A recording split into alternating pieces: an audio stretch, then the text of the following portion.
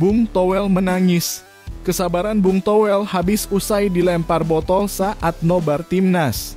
Bung Toel dapat hinaan langsung dari netizen tanah air.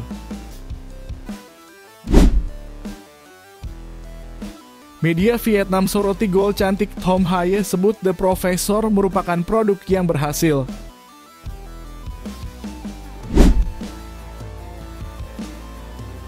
Momen sakral di GBK. Tom Haye menangis saat berpelukan dengan sang ayah di GBK.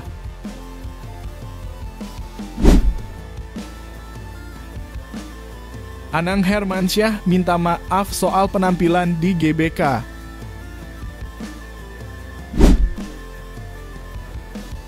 Taktik dan strategi STY. Kamuflase jitu STY untuk Marcelino dan Haye di Timnas Indonesia.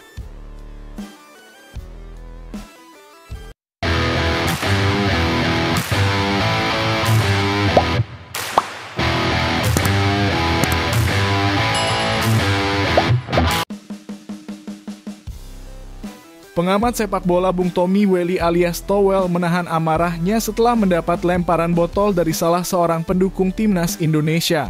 Bung Towel merasa kaget setelah mendapat lemparan botol ketika sedang hadir di acara nobar Timnas Indonesia versus Filipina yang berlokasi di Jakarta International Velodrome, Pulau Gadung, Jakarta Timur pada Selasa malam, 11 Juni 2024. Para penonton yang hadir rupanya sangat kesal dengan Bung Towel, sehingga saat sang pengamat berbicara di atas panggung tiba-tiba saja ada lemparan botol yang langsung saja melayang.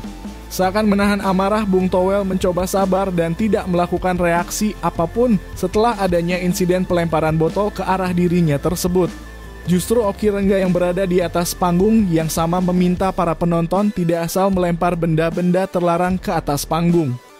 Bukan hanya dilempar botol saja, tetapi ada sejumlah penonton yang menyanyikan lagu dengan nada kasar terhadap Bung Towel. Tak banyak reaksi yang ditunjukkan oleh Bung Towel di atas panggung pasca pelemparan botol itu. Tapi ia memberikan reaksi yang menandakan bahwasannya dirinya menahan amarah yang cukup mendalam di akun media sosial Instagramnya. Bung Towel merasa apa yang ia lakukan selama ini terkait dengan integritas yang ia miliki tanpa adanya kesalahan dari apa yang ia sampaikan berbentuk opini. Dalam kata-kata mutiara tersebut, Bung Towel merasa yakin bahwa hinaan yang dilontarkan kepadanya merupakan sebuah bentuk dari pujian yang berbeda.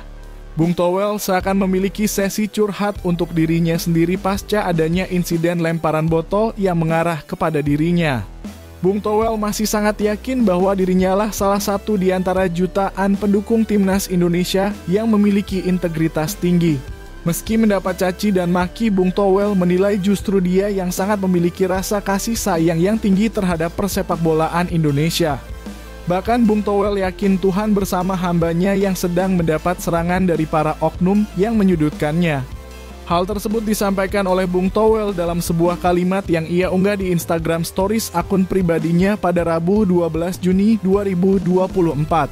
Saya percaya Tuhan kuat, karena sesungguhnya Tuhanlah pecinta timnas sejati yang saya kenal. Saya tahu itu karena Tuhan sangat menjaga integritas Tuhan pada sepak bola.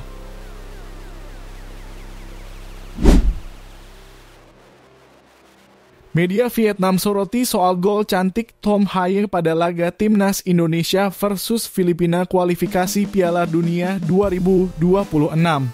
Timnas Indonesia menang atas Filipina dengan skor 2-0 pada laga penutup klasemen grup F putaran kedua kualifikasi Piala Dunia 2026 zona Asia. Gol pertama Timnas Indonesia diciptakan Tom Haye pada menit ke-32. Tom Haye sukses mencetak gol indah untuk Timnas Indonesia di Stadion Utama Gelora Bung Karno. Pemain yang berjuluk The Professor itu menciptakan gol melalui tendangan dari luar kotak penalti setelah menerima umpan dari Nathan Chu Aon.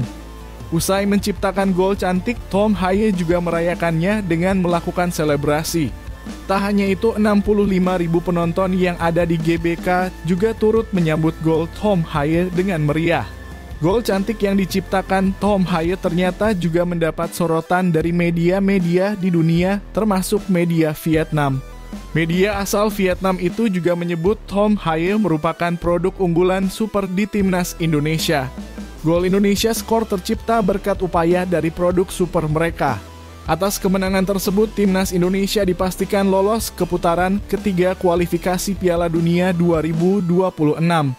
Kemenangan tersebut sekaligus menorehkan sejarah baru bagi timnas Indonesia karena menjadi negara Asia Tenggara satu-satunya yang lolos ke round 3 kualifikasi Piala Dunia.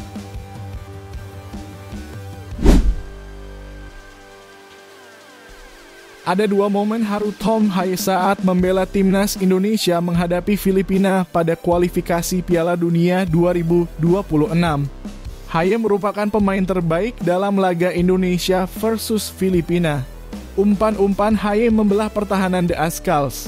Sepakannya pada menit ke-32 membobol gawang Kevin Ray Mendoza dengan telak dan mengubah angka di papan skor.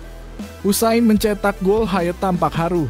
Dalam tayangan televisi terlihat pemain 29 tahun itu begitu emosional. Selain momen perayaan gol yang membuat mata Haye berkaca-kaca, ada situasi lain yang membuat pemain yang pernah berlaga di Liga Italia bersama Lecce itu menangis. Setelah laga berakhir, Haye menyempatkan diri naik ke tribune VIP Stadion Utama Gelora Bung Karno GBK. Di sana Haye bertemu dengan sang ayah. Dalam pelukan sang ayah, gelandang pengatur serangan timnas Indonesia itu tampak menangis. Momen singkat yang menyentuh perasaan itu diunggah akun Instagram Timnas Indonesia Bersama dengan potongan video Haye bersua sang anak.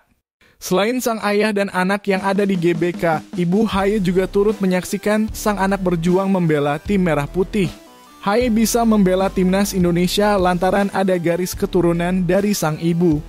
Kakek dan nenek dari ibu Haye lahir di Indonesia. Sang kakek lahir di Solo, sementara sang nenek di Kawangkoan, Minahasa.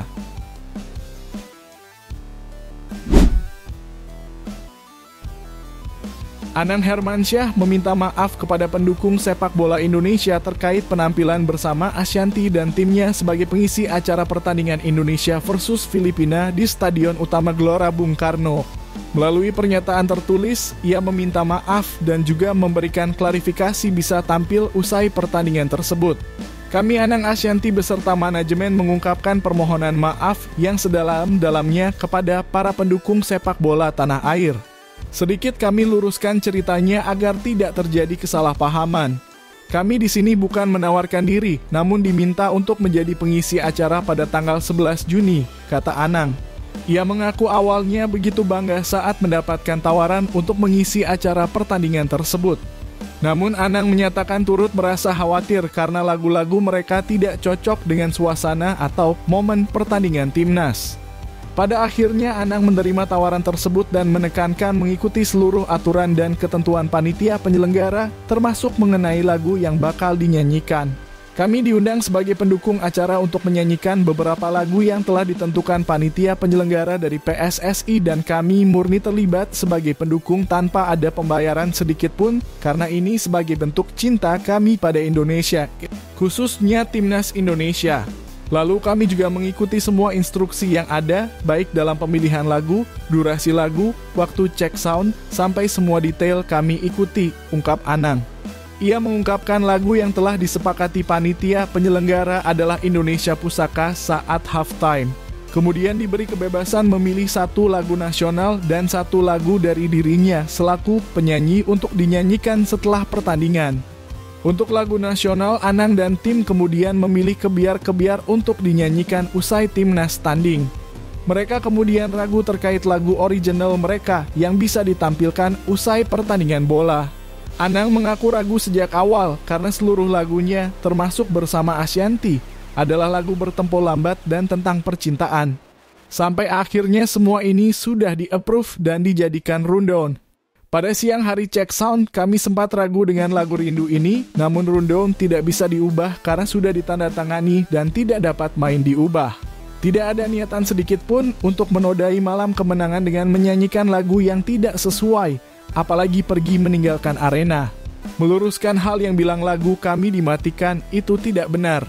Bahkan ketika lagu pertama berakhir kebiar-kebiar, kami sudah meminta untuk sudah di-stop saja lagu kedua.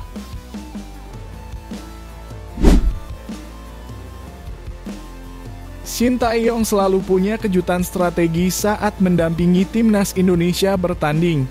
Salah satunya strategi kamuflase posisi. Dalam pertandingan fase kedua kualifikasi Piala Dunia 2026 antara Timnas Indonesia versus Filipina di Stadion Utama Gelora Bung Karno, Shin beberapa kali mereposisi Marcelino Ferdinand. Shin memanggil Marcelino ke pinggir lapangan. Pelatih asal Korea Selatan ini mengucapkan beberapa kata dan memperagakan bahasa tubuh ke Marcelino. Saat itu Timnas Indonesia sedang menguasai jalannya pertandingan. Hanya saja tercipta kebuntuan. Selain karena lini pertahanan Filipina yang solid, daya serang Indonesia seperti terbaca. Setelah instruksi itu, Marcelino yang awalnya berposisi sebagai winger kanan main agak mundur. Bisa dibilang pengguna nomor punggung 7 ini jadi gelandang. Pada saat yang sama Tom Haye jadi maju agak ke depan, menjadi second striker atau playmaker. Hasilnya, Haye mencetak gol setelah menerima umpan Nathan Chuaon. Sebelum kick-off usai gol tersebut, Marcelino kembali dipanggil ke sisi lapangan. Kali ini asisten pelatih Cho Byung-kup didampingi penerjemah Jeong Seok-so memberi arahan. Semenit berselang, Shin kembali memanggil Marcelino. Meski hanya berbincang sebentar, Marcelino kembali bermain di posisi sayap dan Haye kembali jadi metronom di tengah. Setelah turun minum atau selama 45 menit babak kedua, Marcelino tak pernah dipanggil lagi oleh Shin. Hanya saja pemain 19 tahun ini jadi cerdik bereposisi diri di tengah permainan. Keberanian pemain KMS KD Inse dalam mengolah bola juga mulai kembali. Sempat tak berani banyak menggiring bola, perlahan tapi pasti Marcelino mulai atraktif lagi.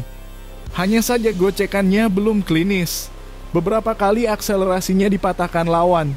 Kendati demikian ini jadi pertanda bahwa Marcelino mulai bisa lepas dari beban psikologis hujatan publik.